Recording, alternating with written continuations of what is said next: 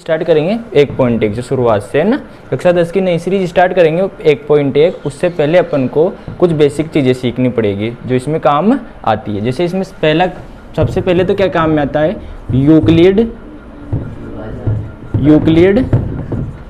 विभाजन प्रमेयिका, विभाजन प्रमेयिका काम में आती है, ठीक है ना। तो देखो सबसे पहले अपनी प्रश्न वाली 1.1 का नाम है वास्तविक संख्याएं। क्या नाम है? पहली प्रश्न वाली का नाम क्या है? प्रश्न वाली एक वास्तविक संख्याएं। तो वास्तविक संख्याएं जानते हो क्या? Real number. वास्तविक संख्या जानते हो कि किसे कहते हैं? वास्तविक संख्या कक्षा 9 में याद रखा है ना। वास्तविक संख्या उसे कहते हैं सभी परमेय और अपरमेय संख्याओं को क्या कहते हैं? वास्तविक संख्या। परमेय संख्या किसे कहते हैं? जिन संख्याओं को अपन किसके रूप में? p बटे वे q के रूप में बांट सकते हैं। और जिन संख्याओं को p बटे वे q के रूप में नहीं बांट सकते उन्हें क्या बोलेंगे? अपरमेय संख्या। यानी कि जो ये वास्तविक संख्या होती है किस किस का शामिल होता है इसमें? परमेय संख्या और परिमेय ना, परिमेय नहीं परिमेय। परिमेय संख्या प्लस अपरिमेय संख्या को सम्मिलित रूप से क्या कहते हैं? वास्तविक संख्या कहते हैं, ठीक है। ये चीज़ आ गई समझ में। अब इन्हीं को हल करने के लिए, कोई चीज़ का मसला निकालने के लिए, या फिर किसी को लंबी विभाजन भाजक प्रक्रिया देखी थी ना, भाग दिए जाते हैं, उसको क्या बोलते हैं? लंबी विभाजन प्रक्रिया। तो उसका प्रयोग करने से अपन को उसका प्रयोग करेंगे तो उसके प्रयोग से एक प्रमेयिका निकल के आएगी, उसको क्या बोलते हैं? यूक्लिड विभाजन प्रमेयिका। तो ये क्या कहती है? मान लो 3 संख्याएं ले लेते हैं अपन। यहाँ पे संख्याएं कौन कौन से लेते हैं? 3। कोई एक धन पूर्णांक है जो किससे भाजक है? 20 से। जो किससे भाजक है? 20 से। तो उसका शेषफल भागफल तो कितना आ जाता है? Q। और शेषफल के क्या आ जाता है? R। यहाँ तक आगे समझ में? तो मैं लिख लेता हूँ दो धनात्मक धन पूर्णांकों A और B में B से 2 धनात्मक पूर्णांक ले लेंगे A और B। A में किसका भाग? एक तो क्या है? संख्या है, पूर्णांक संख्या, जिसमें किसका विभाजक जा रहा है? B का। से क्या निकल के आता है? A बराबर क्या निकल के आता है? BQ plus R। जहाँ पे R क्या होता है? 0 से तो क्या होता है? 0 के बराबर या 0 से तो बड़ा, लेकिन किससे छोटा होता है? भागफल से, यानी कि B से छोटा होता है। जिसका भाग देते हैं उससे जो छोटा है शेषफल प्राप्त होगा ना, उससे छोटा होता है। इसको संतुष्ट करेंगे, ये संतुष्ट होगा ना, को संतुष्ट करने पर, अगर इसको संतुष्ट करेंगे तो नई चीजें कौन सी निकल के आए? केवल A में B का भाग दे रहे थे तो नई चीजें कौन सी निकल के आए? Q और R। तो 2 करने पर 2 धन पूर्णांक Q और R प्राप्त होता है। अर्थात ये किसका अंग है? इस A और B का क्या है? अंग है, ठीक है। ये तो क्या हो गई? यूक्लिड विभाजन प्रमेयिका। दूसरी चीज आती है, ये तो पहली चीज लिख ली, यूक्लिड विभाजन प्रमेयिका। दूसरी चीज है यूक्लिड विभाजन एल्गोरिथम।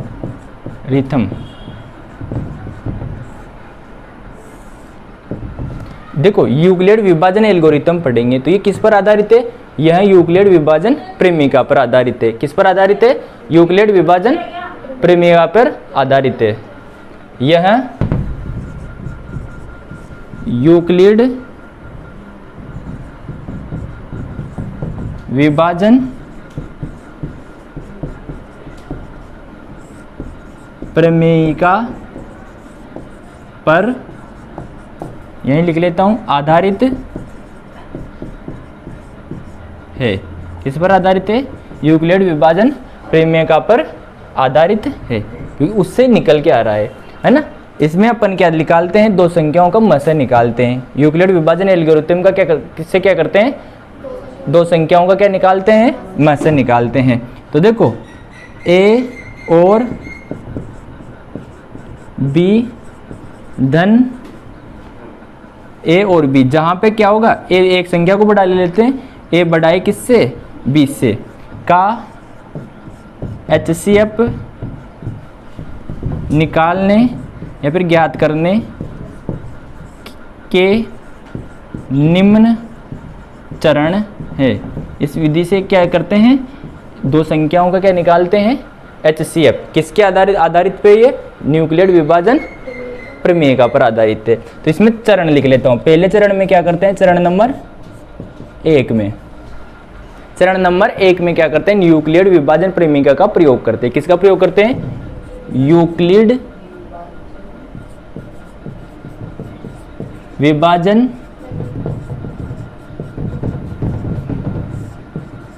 प्रमेयिका का प्रयोग करते हैं। क्या करते हैं, यूक्लिड विभाजन का प्रमेयिका का प्रयोग करते हैं, जहां पर क्या आता है, a बराबर बी क्यू प्लस आर, यही आता है ना। जहां पे r क्या हो सकता है, 0 से छोटा या 0 से तो 0 के बराबर या 0 से बड़ा, तथा b से क्या आता है, छोटा, यानी कि 0 और b के बीच की संख्या आती है, ठीक है ना। उसके बाद देखो ये चरण हो गया। चरण नंबर 2 में, चरण नंबर 2 में क्या करते हैं, यदि शेषफल 0 आ जाता है तो उसको वहीं पर HCF क्या आ जाएगा, b आ जाता है, जिसका भाग देते हैं वही आ जाता है ना HCF। यदि शेषफल यानी कि r बराबर क्या आ जाए, 0 आ जाए, क्या आ जाए, r बराबर 0 आ जाए, तो HCF कितना हो जाएगा, HCF बराबर b हो जाएगा। ये तो एक कंडीशन हो गई। ऐसी कंडीशन भी हो सकती है जिसमें HCF क्या नहीं आए, मतलब इसमें शेषफल क्या नहीं आए, 0 नहीं आए। और यदि r बराबर क्या नहीं आए, 0 नहीं आए, तो इसका इस प्रमेय का वापस क्या करते हैं, दोबारा प्रयोग करते हैं। क्या करते हैं, इस प्रमेय का दोबारा क्या करते हैं, प्रयोग करते हैं। अब दोबारा प्रयोग करेंगे तो देखो अब की बार भाग किस में देंगे, b में देंगे भाग। b बराबर क्या आएगा, सी क्यू प्लस आर, क्या जाएगा, सी क्यू प्लस आर, ठीक है। इस प्रकार से ये प्रमेय चलते रहती है। चरण नंबर 3 लिख लेता हूँ, चरण नंबर 3, यह प्रक्रिया तब तक चलती रहती है जब तक r बराबर 0 न हो जाए। कब तक चलती रहती है, जब तक 0 शेषफल कितना नहीं हो जाए, 0 नहीं हो जाता, तब तक इस प्रक्रिया को अपन करते रहते हैं, ठीक है ना। देखो अब अपन HCF ज्ञात करेंगे। पहले क्वेश्चन में 1.1 में आ जाते हैं। 1.1 बेसिक डेफिनेशन समझ ली, केवल इसमें 2 ही चीजें समझनी थी। एक तो क्या समझनी थी, यूक्लिड विभाजन प्रमेयिका, और एक क्या समझनी थी, यूक्लिड विभाजन एल्गोरिथम। तो पहले क्वेश्चन में क्या है, यूक्लिड विभाजन का एल्गोरिथम का प्रयोग करके क्या ज्ञात करना है अपन को, HCF। यूक्लिड विभाजन एल्गोरिथम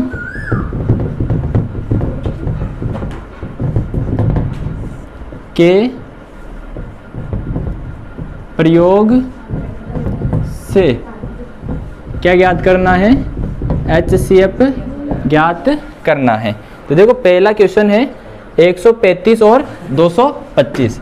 इसका पहला क्या है, 135 और 225, ठीक है। अब देखो यहाँ पे 2 संख्याएं हैं, 2 संख्याएं हैं, कौन कौन सी है, 135 और 225 है ना। तो 135 यानी कि बड़ी संख्या में छोटी संख्या का क्या देना है, भाग देना है। तो a बराबर तो क्या लिखोगे आप, यहाँ ऐसे लिख लेता हूँ, 225 बड़ा है किससे, 135 से, तो आप क्या लिखोगे, 225 25 बराबर 135। आप कैसे समझ में नहीं आए डायरेक्ट विभाजन एल्गोरिथम, तो आप क्या इधर साइड में आप रफ कार्य में क्या देते भाग दे के चेक कर सकते हो, है ना। तो 225 में किसका भाग देना है, 135 का, ठीक है ना। यहीं पे साइड में लिख सकते हो, कितनी बार जाएगा, एक बार। 135 बचे कितने, 90। तो ए बराबर ये भी लिख लेता हूँ, ए बराबर क्या लिखते हैं अपन, बी क्यू प्लस आर, जहाँ पे क्या होता है, आर क्या होता है, 0 के बराबर या 0 से बड़ा तथा बी से छोटा होता है। तो यहाँ पे तो क्या है 225 और बी कितना है 135 गुणा 1 और शेषफल कितना बचा, 90 बचा। इससे शेषफल 0 आ रहा है क्या आपका, नहीं आ रहा। तो आप क्या करोगे, आगे और हल करेंगे, आगे और हल करेंगे ना। आर बराबर 0, आर नॉट इक्वल टू 0 प्राप्त, आर 0 के बराबर नहीं आ रहा। फिर पुनः एल्गोरिथम का प्रयोग। तो देखो फिर 90 में देखो अब की बार ये बन जाएगा ना, भागफल तो ये बन गया और भाजक क्या बन जाएगा, भाजक तो ये है और भागफल 135। 135 में किसका भाग देना है, 90 का। कितनी बार, एक बार। बचे कितने, 45। अभी तक भी नहीं आया तो अब की बार क्या लिखोगे, 135 में किसका भाग दिए थे, बराबर किसके, 90 गुणा 1 प्लस 45। फिर और करना है, अभी तक तो शेषफल 0 नहीं आ रहा, तो 45 का भाग अब की बार किस में देना है, 90 में। कितनी बार जाएगा, 45 दूनी 90, शेषफल कितना आ गया, 0। तो यहाँ पे देखो दोबारा लिख लेता हूँ मैं, 90 बराबर क्या लिखोगे, 45 गुणा 2 बराबर प्लस 0, 0 के बराबर आ गया। अब क्या आ गया, r बराबर 0 आ गया, r बराबर 0 आ गया।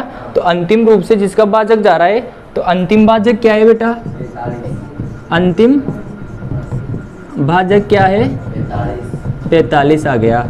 तो HCF किसका, HCF किसका, 135 और 225 का कितना आ जाएगा, 45 आ जाएगा। इस प्रकार से आप रफ में भी देख करके देख सकते हो, एक तरफ इससे भी लंबी विभाजन भाजक से भी और एल्गोरिथम का प्रयोग से भी कर सकते हो, ठीक है ना, दोनों तरीके।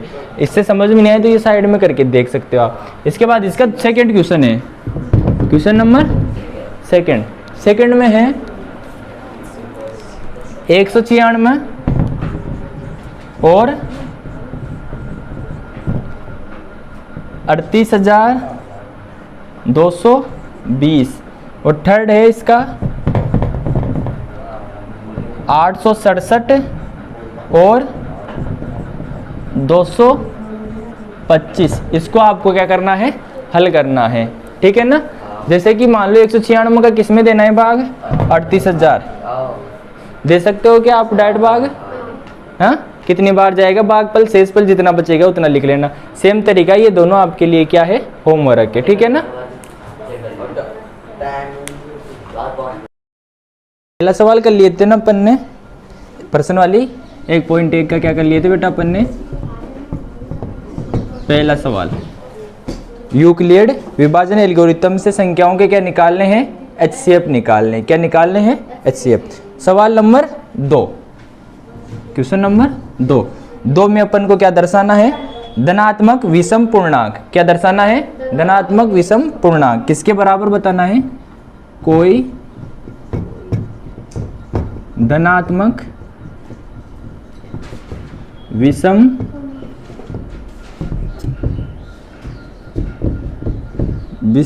पूर्णांक किसके बराबर हो, 6Q + 1, 6Q + 3 और 6Q + 5 के रूप में दर्शाना है, ठीक है ना। यहाँ पे Q क्या है, कोई धन पूर्णांक है ना। तो देखो सबसे पहले कोई भी है ना एक धन पूर्णांक मान लेते हैं, कुछ ना कुछ तो मान के शुरू करना पड़ेगा ना। तो इसका हल कर रहे हैं तो मानना धनात्मक पूर्णांक A बराबर कितना मान लूँ मैं, माना धनात्मक पूर्णांक a मान लिया, ठीक है ना, क्या मान लिया, a मान लिया। फिर अपन को क्या करना है, a तो मान लिया अपन ने, है ना। अब देखो हमें से किसका भाग जा रहा है, 6 का, तो भाजक कितना मानना पड़ेगा, और भाजक बराबर कितना आएगा, भाजक b बराबर क्या लिया, b बराबर 6। यहाँ तक आ गया समझ में, b बराबर 6 ले लिया। तो a बराबर क्या लिखते हैं, यूक्लिड विभाजन प्रमेयिका से। यूक्लिड विभाजन प्रमेयिका क्या कहती है, a बराबर क्या होता है, a बराबर क्या होता है, बी क्यू प्लस आर, जहाँ पे r बराबर क्या होता है, 0 के तो बराबर या फिर 0 से बड़ा तथा b से क्या होता है, छोटा होता है, ये होता है। तो a बराबर क्या बना अपने यहाँ पर, b की जगह तो 6 लिख लूँ ना मैं, तो a बराबर क्या बना, 6q प्लस आर। यहाँ तक आ गया समझ में, 6q प्लस आर। लेकिन 6 का भाग दिए तो शेषफल 6 से छोटा ही होगा ना, तो शेषफल r बराबर क्या हो सकता है, r बराबर होगा या तो 0 से बड़ा या फिर 6 से छोटा, 0 या 0 के तो बराबर और 6 से क्या होगा, छोटा। तो यहाँ पे r बराबर क्या हो सकता है, 0 हो सकता है, 1 हो सकता है, 2 3 4 5 और 6 नहीं हो सकता, 5 तक हो सकता है, ठीक है ना। लेकिन अपन को क्या लेना है, केवल विषम पूर्णांक। अपन ने सवाल में क्या बोला है, केवल विषम संख्या लेनी है ना। हमको क्या चाहिए, धनात्मक विषम पूर्णांक की आवश्यकता है। तो विषम की आवश्यकता है तो r बराबर क्या लेंगे, 1 लेंगे, 1 लेंगे तभी विषम आएगा, 3 लेंगे और 5 लेंगे। तो जो इसको नाम दे दिए, मान लो अपन समीकरण 1, समीकरण 1 में रख देंगे। तो समीकरण नंबर 1 से 1 में किसका नाम मान रख दोगे, r का मान रख दो। तो a बराबर क्या आएगा, a बराबर आएगा 6q प्लस 1, 1 3 5 ही रखेंगे r की जगह, 6q प्लस 3 या 6q प्लस 5, और यही अपन को प्रूव करना था। तो मैं लिख देता हूँ प्रूव्ड या इति सिद्धम, ठीक है ना। आ गया समझ में, आ गया, ठीक है, उतारो।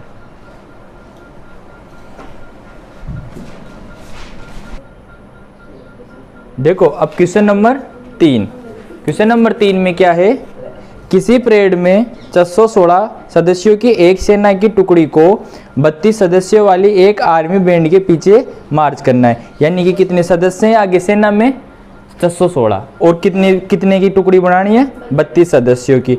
दोनों समूह में समान संख्या वाले स्तंभ, यानी कि ऐसे स्तंभ क्या रहने चाहिए, समान रहने चाहिए, ठीक है ना। तो स्तंभ समान रहने चाहिए, स्तंभों में मार्च करना चाहिए, तो उनकी स्तंभों की अधिकतम संख्या, स्तंभों की क्या निकालनी है, अधिकतम संख्या। कोई भी सवाल में अधिकतम आ जाता है तो आपको क्या निकालना होता है, HCF। क्या निकालना होता है, HCF। तो यहाँ पर मैं क्वेश्चन नंबर 3 का हल कर लेता हूँ। यहाँ पर a बराबर तो क्या मान लेता हूँ, 616, और b बराबर क्या मान लेता हूँ, 32, है ना। अधिकतम संख्या निकालनी है, इनकी अधिकतम संख्या निकालनी है, यानी कि इनका क्या निकालना है, HCF निकालना है, ठीक है ना। HCF निकालना है। तो यहाँ पे देखो a बड़ा है ना किससे, b से, a बड़ा है b से। तो अपन देखो HCF निकालने के लिए कौन सी प्रमेय का काम में लेते हैं, यूक्लिड विभाजन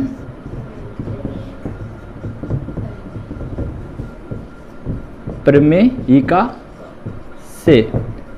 यूक्लिड विभाजन प्रमेयिका क्या होती है, a बराबर क्या होता है, BQ प्लस R, जहाँ पे R क्या होता है, 0 के बराबर या 0 से बड़ा तथा b से छोटा होता है। तो देखो a तो कितना मान लेते हैं, बड़ी वाली संख्या ये होती है ना 616, और छोटे वाली कितनी, 32 का इसमें भाग देंगे 616 में, तो कितनी बार जाएगा, गुणा करके लिख दूँ उसको मैं, 32 से कम 32, बचे कितने, 2 9 29 बच गए। कितने बच गए इधर, अगर आपको ऐसे डायरेक्ट समझ में नहीं है तो ऐसे भी कर सकते हो साइड में ना। 616 में किसका भाग देना है, 32 का, 32 से कम 32, माइनस करेंगे 11 में से गई तो 9 और 5 में से गई तो 2, बच्चे की आगे की संख्या कितनी उतर गई 6। 296 में 32 का भाग देना है तो लगभग कितनी बार जाएगा 8 9 बार जाएगा, लगभग कितनी बार जाएगा 9 बार दे लेता हूँ मैं। 9 बार दिया तो 9 दूनी 18 और 9 तीस 27 और 1 28, तो बचे कितने 8।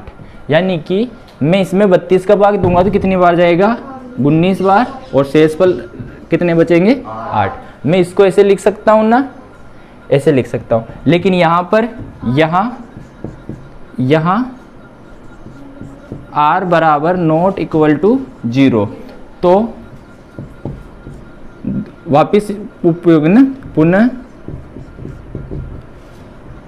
प्रेमिका, या फिर बुराई लिख लेता हूँ, पुनः यूक्लिड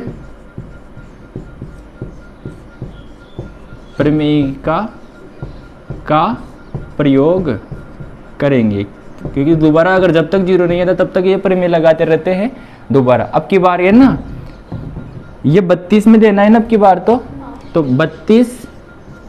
32 में किसका देना है 8 का देना है।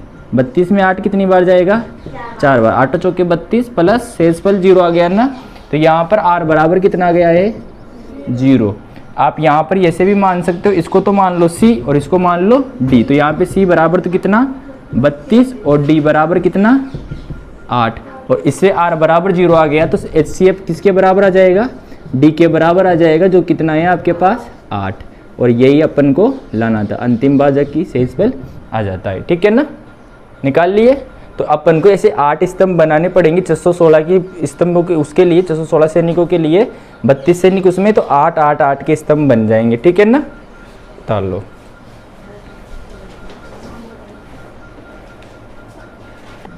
देखो उसके बाद क्वेश्चन नंबर 4, क्वेश्चन नंबर 4 में पढ़ लेता हूं मैं पहले।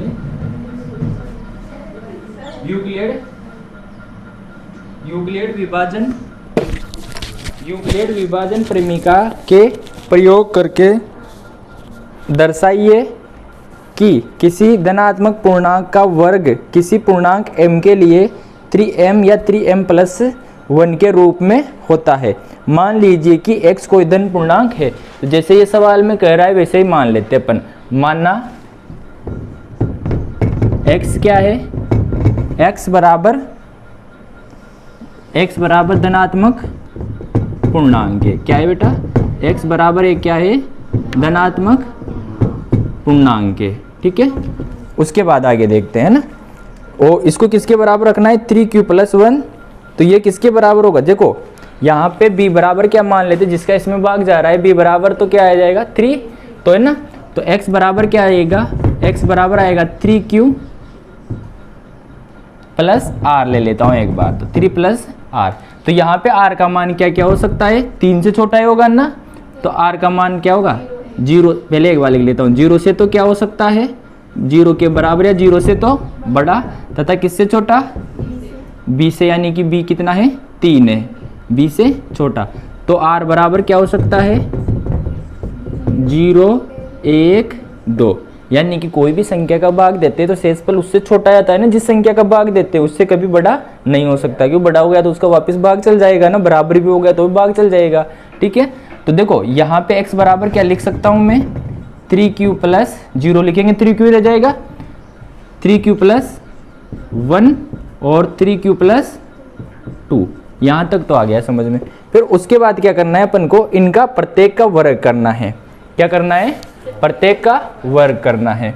तो पहले सर्वप्रथम मैं क्या ले लेता हूँ, x बराबर 3q ले लेता हूँ, x बराबर 3q, प्रत्येक का वर्ग करना है, दोनों पक्षों में क्या वर्ग करने पर, दोनों पक्षों में वर्ग करने पर, तो इसका तो देखो x का तो क्या हो जाएगा x², 3q का करूंगा तो एक बार कोष्ठक में लिख के कर लेता हूं मैं, ठीक है ना।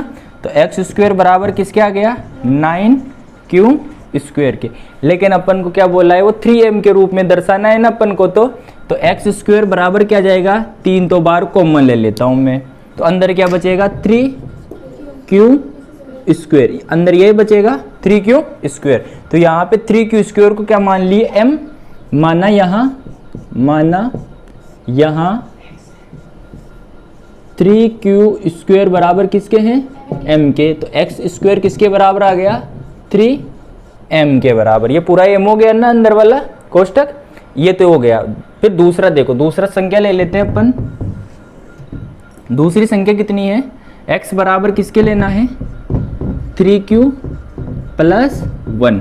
वापिस पहले सेम पैटर्न पे, क्यों वर्गों का करना है ना अपन को, तो दोनों पक्षों में क्या लेने पर वर्ग करने पर, दोनों पक्षों में वर्ग करने पर। तो इसका तो क्या जाएगा बेटा एक्स स्क्वायर, क्या जाएगा एक्स स्क्वायर, इसका वर्ग होल स्क्वायर लगा दूं 3q प्लस 1 का होल स्क्वायर। तो यहाँ पे होल स्क्वायर का बीजगणितीय सूत्र क्या लगेगा a प्लस बी का, जो किसके बराबर होगा a square plus 2ab plus B square के। तो एक्स स्क्वायर बराबर क्या आ गया 3q का स्क्वायर करेंगे तो 9q स्क्वायर प्लस 2ab करूँगा तो कितना आएगा 3 दूनी 6q और b का स्क्वायर करेंगे तो 1 का स्क्वायर 1 ही होगा ना, इसके रूप में जमा लिया। अब अपन को किसके रूप में दर्शाना है, अपन को यहाँ पर 3m प्लस 1 के रूप में दर्शाना है ना। तो इसमें से तो मैं क्या ले लेता हूँ 3 कॉमन ले लेता हूँ और 1 को क्या लिख लेता हूँ अलग लिख लेता हूँ, है ना। तो x बराबर क्या आ जाएगा, इसमें से तो मैं 3 कॉमन ले रहा हूँ, तो इसमें से तो क्या बचा 3q स्क्वायर प्लस 2q और यहाँ पे 1 क्या ले लिए 1 अलग हो गया। यहाँ पे m किसको मानना पड़ेगा, इस कोष्टक को पूरे को मानना पड़ेगा। तो यहाँ m बराबर किसके हैं 3q स्क्वायर प्लस 2q। तो x स्क्वायर किसके बराबर आ गया 3m प्लस 1 के रूप में। अपन को ये यहाँ तक ही दर्शाना था, 2 वाला नहीं दर्शाना अपन को, ठीक है ना। तो अब मैं ये दर्शा लिए तो यहाँ पे आगे लिख लेता हूँ मैं, ये अपन ने दर्शा लिया तो प्रूव्ड, ठीक है ना। आ गया समझ में, ठीक है। उत्तर क्वेश्चन नंबर 5, यूक्लिड विभाजन प्रेमिका का प्रयोग करके दर्शाए कि किसी धनात्मक पूर्णांक का घन, अब की बार क्या दर्शाना है धनात्मक पूर्णांक का घन किसके बराबर है 9m प्लस 1 और 9m प्लस 8। अपन को क्वेश्चन नंबर 5 में क्या दर्शाना है धनात्मक पूर्णांक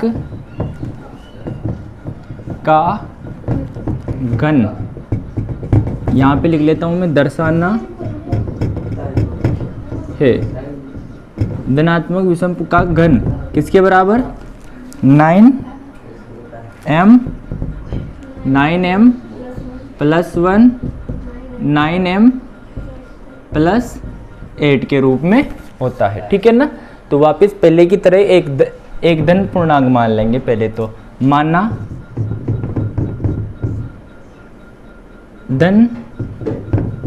धनात्मक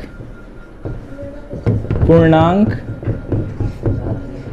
a बराबर किसके मान लिया, माना धनात्मक पूर्णांक a मान लिया। पहले तो धनात्मक पूर्णांक क्या मान लिया a मान लिया। अब a बराबर देखो यहाँ पे भाजक क्या ले लें b बराबर क्या ले लिए, और भाजक b बराबर कितना लो 3 के में 9 आ जाएंगे ना बेटा, 3 ही ले लेता हूँ मैं, है ना। 3 के में 9 आते हैं ना, 3 का घन करेंगे तो b बराबर कितना 3, है ना। तो यहाँ पर देखो यूक्लिड विभाजन प्रमेयिका से, यूक्लिड विभाजन प्रमेयिका क्या होती है a बराबर क्या होता है bq प्लस r, जहाँ पे r क्या होता है 0 से बराबर है 0 से बड़ा तथा b से छोटा होता है। तो a बराबर कितना 3q प्लस r, यहाँ पे r कितना लोगे आप, r लोगे 0 से तो बड़ा 0 के बराबर या फिर 3 से छोटा। तो यहाँ पे लिख लेता हूँ मैं a बराबर क्या क्या आएगा 3q प्लस 0, 3q प्लस 0 को नहीं लिख रहा मैं ना, 3q प्लस 1 और 3q प्लस 2, यही आ सकता है ना। तो अब अपन को इसमें क्या करना है घन करना है, क्या करना है घन। तो पहले सर्वप्रथम पहला पद ले लेते हैं ना, ए बराबर कितना ले लिए 3q, ए बराबर कितना ले लिए 3q। दोनों पक्षों में क्या करने पर घन करना है इस सवाल में, दोनों पक्षों में घन करने पर, दोनों पक्षों में क्या करना है घन करना है ना, दोनों पक्षों में घन करना है तो a क्यूब, इसका तो a क्यूब हो जाएगा, इसका 3q का क्यूब लिख लेता हूँ है ना। तो a क्यूब बराबर किसके आ गया, 3 का क्यूब कितना होता है 27 और q का कितना q क्यूब। अब अपन को किसके बराबर लाना है 9m के, तो 9 तो क्या ले लूँ मैं कॉमन ले लूँ ना, तो a क्यूब किसके बराबर आ गया 9 तो कॉमन ले लिया, तो अंदर क्या बचा 3q क्यूब। ठीक है, इसको मैं किसके बराबर मान लिया m के बराबर मानना, 3q क्यूब किसके बराबर है m के बराबर, तो a क्यूब किसके बराबर आ गया 9m के बराबर आ गया। वैसे ही आगे भी अपन को ऐसे करना है। अब के बाद दूसरा ले लेते हैं, a बराबर कितना लिखोगे, a बराबर लिखोगे 3q प्लस 1। वापिस अपन को क्या करना है घन करना है, तो दोनों पक्षों में घन लेने पर, दोनों पक्षों में घन ले लो, तो इसका तो क्या हो गया a क्यूब और इसका ले लेते हैं घन 3q प्लस 1 का क्यूब। अब यहाँ पे देखो क्यूब का अलग सूत्र लग गया, यहाँ पे कौन सा सूत्र लगेगा a cube a plus b का क्यूब का सूत्र लग गया, होल क्यूब का सूत्र लग गया। ठीक है ना, ये किसके बराबर होता है a cube plus b cube plus a square b plus A B square, इसके बराबर होता है। या फिर मैं इसको और तरीके से भी लिख सकता हूँ, दूसरे तरीके ए स्क्वायर ए क्यूब और बी क्यूब, इन दोनों में ए बी कॉमन आ रहा है तो मैं ए बी 3 भी लगता है बेटा, दोनों के क्या लगता है 3 भी है ना, तो 3 ए बी कॉमन ले सकता हूँ मैं इन दोनों में से, तो इसमें से तो क्या बचेगा ए और इसमें से क्या बचेगा बी बचेगा। दोनों तरीके से लिख सकता हूँ मैं इस सूत्र को। ठीक है ना, अब मैं ये पहला वाला सूत्र लगा रहा हूँ, तो इधर तो क्या बन गया ए क्यूब, ए का क्यूब करना है यानी कि 27 क्यूब, फिर बी का क्यूब करना है यानी कि एक का क्यूब एक ही होगा, आगे देखो प्लस 3a स्क्वायर यानी कि 9 तो ये हो गए, 9 और 3 9 3 27 क्यू स्क्वायर हो गया ना इसका तो। ठीक है ना, प्लस 3 की जगह 3 और 3a को करेंगे तो 9 और 9 को किससे करना है 1 से, यानी कि 9 ही रहेगा ना, तो 9q। अपन को इसको किसके रूप में दर्शाना है 9m प्लस 1, तो 1 को मैं अलग लिख लेता हूँ और इन संख्याओं में से कितने कॉमन ले लेता हूँ 9 ले लेता हूँ। ठीक है ना, तो a क्यूब किसके बराबर बचा, इन पूरी संख्याओं में से मैं 9 कॉमन ले रहा हूँ, तो 9 इसमें से तो कितना बचा 3q क्यूब, एक को अलग लिखेंगे अपन, उसके बाद देखो 27 में से वापस कितना 3q स्क्वायर और इसमें से क्या बचा q बचा, और एक को क्या लिख दिया मैं अलग लिख दिया, क्योंकि 1 प्लस 1 के रूप में लाना है ना अपन को। तो माना यहाँ पर ये पूरी संख्या किसके बराबर है m के बराबर, माना m बराबर किसके हैं 3q cube plus 3q square plus q, तो यहाँ पे a क्यूब बराबर किसके आ गया है 9m प्लस 1 के रूप में आ गया। ये अपन को क्या करना था प्रूव करना था, दर्शाना था, सिद्ध करना था। ठीक है ना, आ गया समझ में।